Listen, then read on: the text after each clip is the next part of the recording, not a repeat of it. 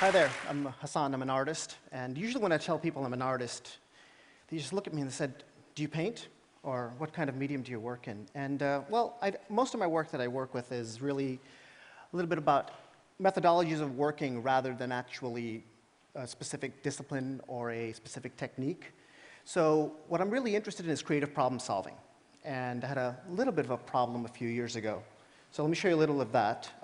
So it started over here. And this is the Detroit airport in June 19th of 2002. I was flying back to the US from an exhibition overseas, and as I was coming back, well, I was taken in by the FBI, met by an FBI agent, and went into a little room and asked me all sorts of questions of where were you, what were you doing, who are you talking with, why were you there, who pays for your trips, all these little details. And then literally just out of nowhere, the guy asks me, where were you September 12th? And when most of us get asked, where were you September 12th, or any date for that fact, you know, it's like, I don't exactly remember, but I can look it up for you. So I pulled out my little PDA and I said, okay, let's look up my appointments for September 12th. At September 12th, from 10 to 10:30, I paid my storage bill. From 10:30 to 12, I met with Judith, who was one of my graduate students at the time. From 12 to 3, I taught my intro class. 3 to 6, I taught my advanced class. Where were you the 11th? Where were you the 10th? Where were you the 29th? The 30th? Where were you October 5th? We read about 6 months of my calendar. And I don't think he was expecting me to have such detailed records of what I did. But good thing I did, you know, that's because I don't look good in orange. But so he asked me, so the storage unit that you paid the rent on, what did you have in it? I was like, well, this was in Tampa, Florida, so it's like winter clothes that I have no use for in Florida, furniture that I can't fit in my ratty apartment, you know, just assorted garage sale junk, because I'm a pack rat. And he looks at me really confused and says, no explosives. I was like, no, I'm pretty certain there were no explosives, and if there were, I would have remembered that one. And, you know, he's still a little confused, but I think anyone that talks to me for more than a couple of minutes realizes I'm not exactly a terrorist threat. And so we're sitting there, and eventually, after about an hour, hour and a half of just going back and forth, he says, okay, I have enough information here. I'm going to pass this on to the Tampa office. They're the ones that initiated this. They'll follow up with you, and we'll take care of it. It's like, great. So I go home, and then the phone rings, and man introduces himself. And basically, this is the FBI offices in Tampa, where I spent 6 months of my life, back and forth, not 6 months continuously. By the way, you folks know that in the United States, you can't take photographs of federal buildings. But Google can do it for you, so if the folks from Google, thank you.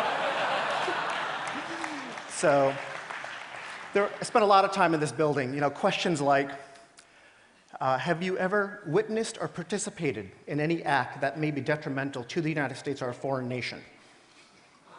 And you have to also consider the state of mind you're in when you're, you know, doing this. I mean, you're basically face-to-face with someone that essentially decides life or death. Or questions such as, actually during the polygraph, which was how it finally ended after 9 consecutive of them, one of the polygraph questions was, well, the first one was, is your name Hasan? Yes. Are we in Florida? Yes. Is today Tuesday? Yes, because you have to base it on a yes or no. Then, of course, the next question is, do you belong to any groups that wish to harm the United States? I work at a university, you know? So I was like, well, you know, maybe you want to ask some of my colleagues that directly, but you know, I said, okay, aside from what we had discussed, do you belong to any groups that wish to harm the United States? I was like, no. All right, so after the end of 6 months of this and 9 consecutive polygraphs, they said, hey, everything's fine. I was like, I know, but that's what I've been trying to tell you guys all along. I know everything's fine. So they're looking at me, it's really odd, and it's like, guys, you know, I travel a lot. This is with the FBI. And I was like, you know, all we need is a last guy not to get the last memo, and here we go all over again. And there was a sincere concern there. I said, well, you know, if you get into trouble, give us a call. We'll take care of it. So ever since then, before I would go anywhere, I'd call the FBI. I'd tell them, hey, guys, this is where I'm going. This is my flight, okay?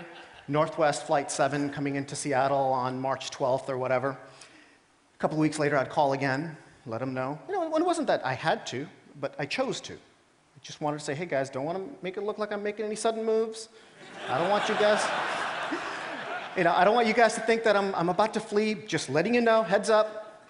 And so I just kept doing this over and over and over. And then the phone calls turned to emails, and the emails got longer and longer and longer with pictures, with travel tips. Then I'd make websites. And then I built this over here. Let me go back to over here. So I actually designed this back in 2003. So this kind of tracks me at any given moment. I wrote some code for my mobile phone. Basically what I decided is, okay guys, you want to watch me? That's cool. But I'll watch myself. It's okay. You don't have to waste your energy or your resources. And I'll help you out. So in the process, I started thinking, well, what else might they know about me? Well, they probably have all my flight records. So I decided to put all my flight records from birth online. So this is, you can see Delta 1252 going from Kansas City to Atlanta. And then you see, these are some of the meals that I've been fed on the planes.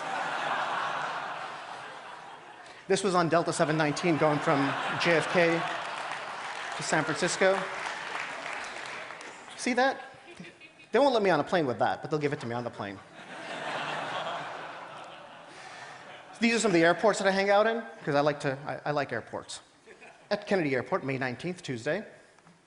This is in Warsaw, Singapore. You can see they're kind of empty. These images are shot really anonymously to the point where it could be anyone. But if you can cross-reference this with the other data, then you're basically replaying the role of the FBI agent and putting it all together. When you're in a situation where you have to justify every moment of your existence, you're put in this situation where you react in a very different manner. At the time that this was going on, the last thing on my mind was art project. I was certainly not thinking, hey, I got new work here. But after going through this, after realizing, well, what just happened? And after piecing together this, and this way of actually trying to figure out what happened for myself eventually evolved into this. And it actually became this project. So these are the stores that I shop in, some of them, because they need to know. This is me buying some duck-flavored paste at the Ranch 99 in Daly City on Sunday, November 15th. At Koreana Supermarket, buying my kimchi, because I like kimchi. And I bought some crabs, too, right around there. And some chitlins at the Safeway in Emeryville. And laundry, too. Laundry detergent at West Oakland, or East Oakland, sorry. And then my pickled jellyfish at the Hong Kong supermarket on Route 18 in East Brunswick. Now, if you go to my bank records, it'll actually show something from there. So you know that on May 9th, I bought $14.79 in fuel from Safeway in Vallejo. So not only that I'm giving this information here and there, but now there's a third party, an independent third party, my bank, that's verifying that, yes, indeed, I was there at this time. So there's points. These points are actually being cross-referenced, and there's a verification taking place. Sometimes they're really small purchases. So 34 cents, foreign transaction fee. All these are extracted directly from my bank accounts, and everything pops up right away. Sometimes there's a lot of information. This is exactly where my old apartment in San Francisco was. And then sometimes you get this. Sometimes you just get this, just an empty hallway in Salt Lake City, January 22nd. And I can tell you exactly who I was with, where I was, because this is the kind of what I had to do with the FBI. I had to tell them every little detail of everything. I spent a lot of time on the road.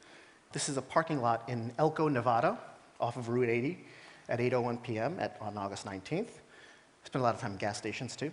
Empty train stations. So there's multiple databases, and there's thousands and thousands and thousands of images. There's actually 46,000 images right now on my site. And the FBI has seen all of them, at least I trust they've seen all of them. And then there's sometimes you don't get much information at all. You just get this empty bed. And sometimes you get a lot of text information and no visual information. So you'll get something like this. This, by the way, is the location of my favorite sandwich shop in California, Vietnamese sandwich. So there's different categorizations of meals eaten outside, empty train stations, empty gas stations. These are some of the meals that I've been cooking at home. So how do you know these are meals eaten at home? Well, the same plate shows up a whole bunch of times. So again, you have to do some detective work here in putting together. So sometimes the databases get so specific. These are all tacos eaten in Mexico City near a train station on July 5th to July 6th. At 11:39 was this one. At 1:56 was this one. At 4:59 was this one. So I timestamp my life every few moments. Every few moments, I shoot the image. Now it's all done on my iPhone. And it all goes straight up to my server, and my server does all the back-end work and categorizes things and puts everything together. They need to know where I'm doing my business, because they want to know about my business. So on December 4th, I went here. And on Sunday, June 14th at 2:09, this was actually about 2 o'clock in the afternoon in Skowhegan, Maine. This was my apartment there.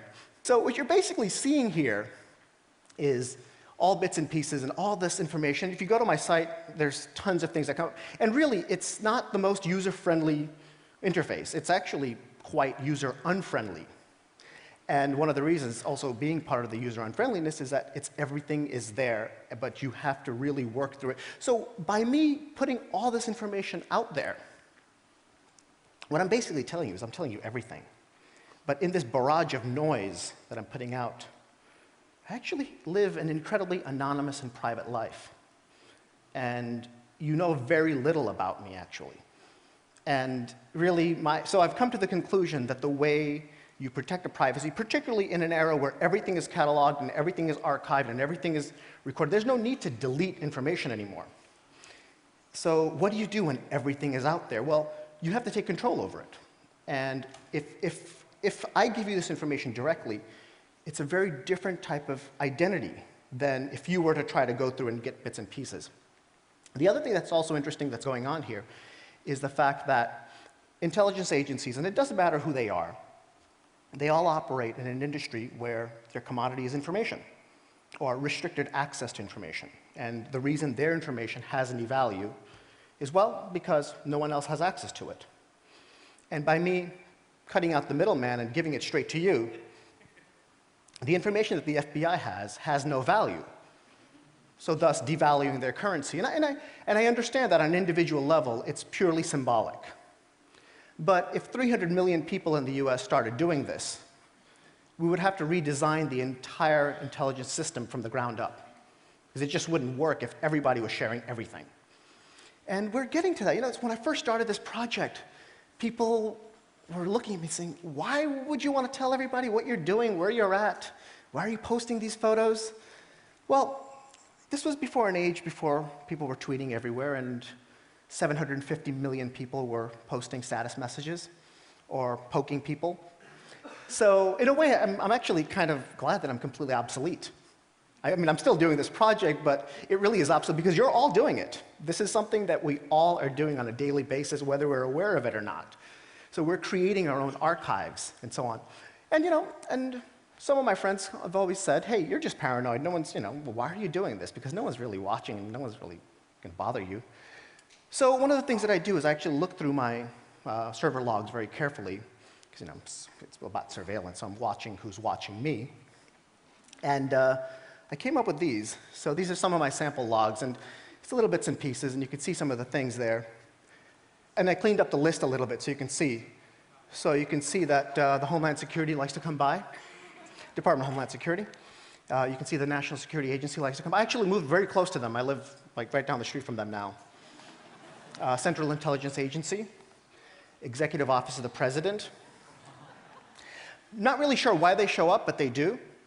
I think, you know, they kind of like to look at art. And I'm glad that we have patrons in the arts in these fields. So thank you very much. Appreciate it.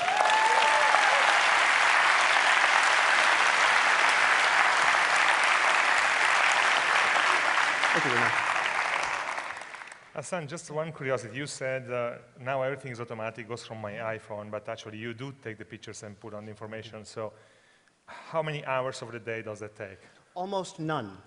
And the reason, it's no different than sending a text. It's no different than checking an email. You know, it's one of those things, we got by just fine before we had to do any of those, so it's just become another day. I mean, you know, when we update a status message, we don't really think about how long that's going to take. So it's really just a matter of my phone clicking a couple of clicks, send, and it's done, and everything's automated at the other end. And then the day you are in a place where there is no coverage, the FBI gets crazy? Well, it goes to the last point that I was at. Okay. So it holds on to the very last point. So if I'm on a 12-hour flight, you'll see the last airport that I departed from. Yes, Hasan. Thank you very much. Thank you.